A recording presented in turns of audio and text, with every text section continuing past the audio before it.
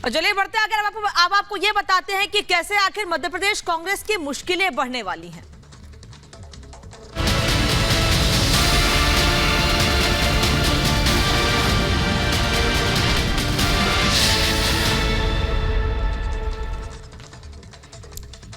प्रियंका गांधी समेत मध्य प्रदेश के कांग्रेस के नेताओं के खिलाफ, यानी कि कई बड़े नेताओं के खिलाफ एफआईआर दर्ज की गई है। और सीधे सीधे इस एफआईआर में यह कहा गया है कि एक फर्जी लेटर पोस्ट किया गया था सोशल मीडिया पर, जिसके जरिए शिवराज सरकार की छवि खराब करने की कोशिश की गई है। मामला क्या है, पूरा इस रिपोर्ट में देखिए।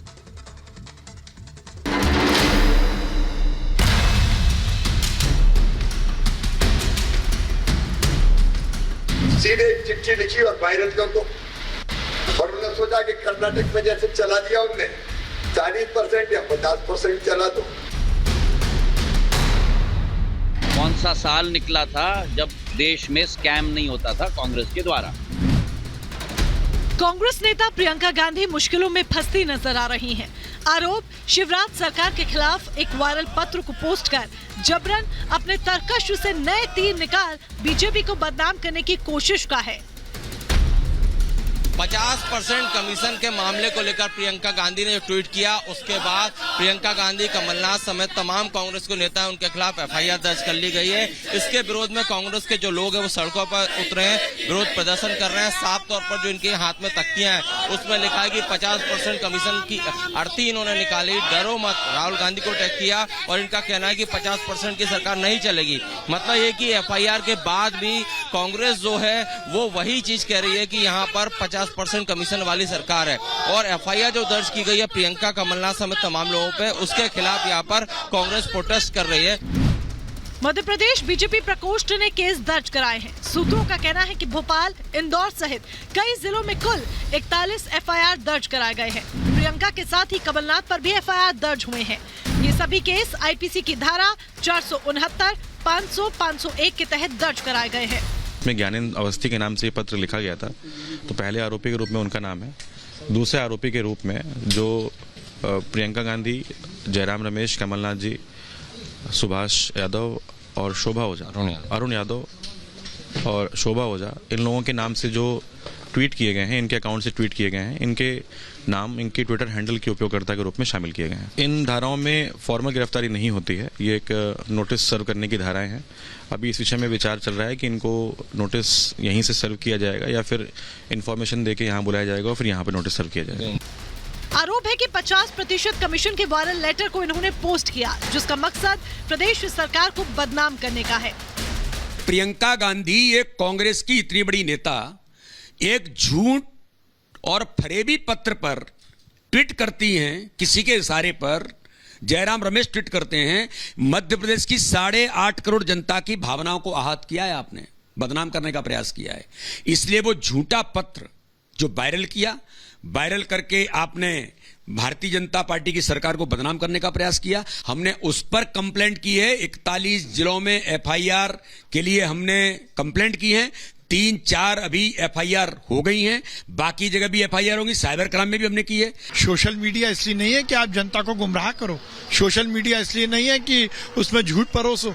और मुझे बहुत शर्म आती है, प्रियंका गांधी अपने आप को बहुत बड़ी नेता समझती, नेहरू परिवार की वो एक वारिस हैं, वो इस तरह की झूठ और फरेब की राजनीति करेंगी। और इसलिए कि हमें सत्ता पर पहुंचना है, झूठ की नसेनी पर चढ़कर सत्ता पे के शिखर पर पहुंचना चाहती है कांग्रेस। और कमलनाथ ने भी यही किया, झूठ और फरेब की राजनीति। दिग्विजय सिंह भी है और यही उनकी परिपाटी रही है। दरअसल 11 अगस्त को प्रियंका गांधी ने शिवराज सरकार के खिलाफ 50% कमीशन वाली वायरल चिट्ठी पोस्ट की थी। और वायरल लेटर के आधार पर प्रियंका ने शिवराज सरकार पर 50% कमीशन लेने का आरोप लगाया था। कांग्रेस नेता कमलनाथ ने भी प्रियंका गांधी के इस ट्वीट को रिट्वीट करते हुए बीजेपी सरकार को घेरा था। ना तो ये पता कहीं मिल रहा है, बसंत विहार कॉलोनी, लश्कर ग्वालियर, मध्य प्रदेश, ना कहीं आदमी मिल रहा है, ना इसका कोई अस्तित्व है। और इस पे आप देखो सबके ट्वीट, प्रियंका गांधी पेटी कॉन्ट्रैक्टर की चिट्ठी लिखा, 50% कमीशन मांगा जा रहा है, जांच करो। कमलनाथ की, अब देखो भ्रम कैसे फैलाया जाता है। सीधे चिट्ठी लिखी और वायरल कर दो। और उन्होंने सोचा कि कर्नाटक में जैसे चला दिया उनने 40% या 50% चला दो। जो परसेंटेज लेते हैं उनका पूरा बखान मैंने संसद में बैठ के परसों ही कर लिया था। कौन सा साल निकला था जब देश में स्कैम नहीं होता था कांग्रेस के द्वारा, चाहे 2G स्कैम हो, सत्यम स्कैम हो, कॉमनवेल्थ स्कैम हो, कोयला का स्कैम हो। इस पूरे मामले को लेकर केस उसके खिलाफ भी दर्ज कर लिया गया है, जिसकी तरफ सबसे पहले ये लेटर सोशल मीडिया पर पोस्ट किया गया था। यह शिकायत की गई थी कि एक व्यक्ति के द्वारा फर्जी लेटर सर्कुलेट हुआ है जिसमें 50% कमीशन लेने की बात की गई थी। उसको उस फर्जी दस्तावेज को कुछ ट्विटर हैंडल्स के द्वारा रिट्वीट किया गया है, ट्वीट किया गया है। इस शिकायत पर जितेंद्र अवस्थी नाम के व्यक्ति व 3 ट्विटर हैंडलर्स के विरुद्ध अपराध दर्ज किया गया है।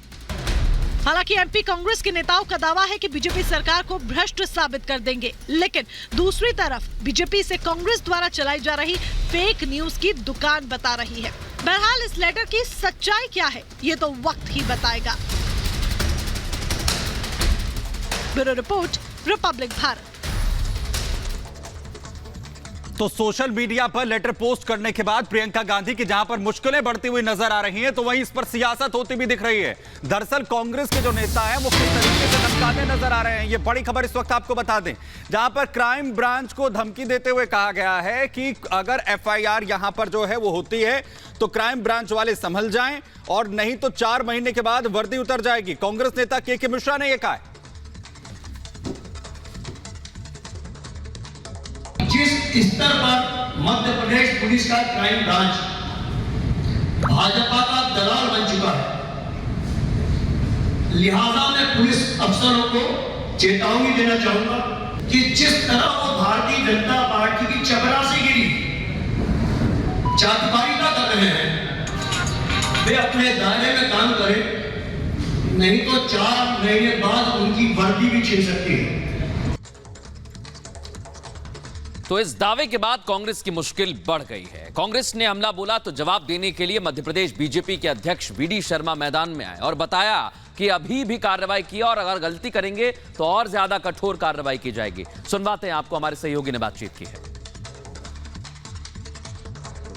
सर, प्रियंका गांधी एक ट्वीट करती हैं एक व्यापारी संघ का कि 50% कमीशन देने पर यहां पर भुगतान होता है। इस ट्वीट के बाद आप लोग हमलावर हुए, FIR एक के बाद एक की जा रही हैं।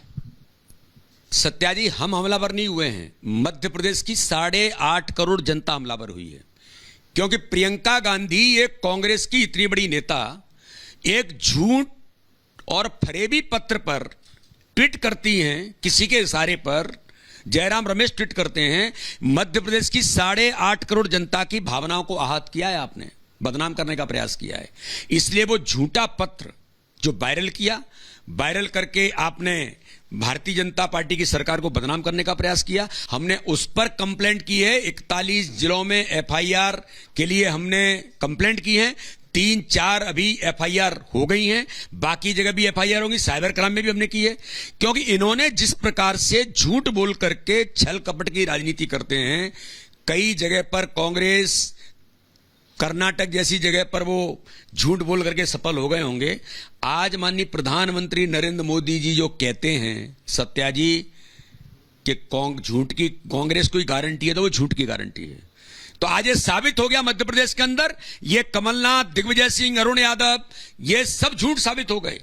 तो कांग्रेस झूठ की गारंटी है और ये झूठ पूरे मध्य प्रदेश के अंदर कांग्रेस एक्सपोज हो गई कि कांग्रेस किस प्रकार से ये प्रयास कर रही है बदनाम करने का। हम इनको किसी कीमत पर छोड़ेंगे नहीं, चाहे प्रियंका जी हो, चाहे राहुल जी हो, चाहे कमलनाथ तो अरुण यादव हो। और सबसे बड़ी बात तो ये है, इस चिट्ठी के पीछे कौन है? अरे प्रियंका ट्वीट कर रही हैं, आपके अरुण यादव ट्वीट कर रहे हैं, कमलनाथ ट्वीट कर रहे हैं, जयराम रमेश कर रहे हैं, पर दिग्विजय सिंह ट्वीट क्यों नहीं कर रहे हैं? क्योंकि इस चिट्ठी के पीछे कोई साजिश करता है तो मिस्टर बंटा ढार दिग्विजय सिंह।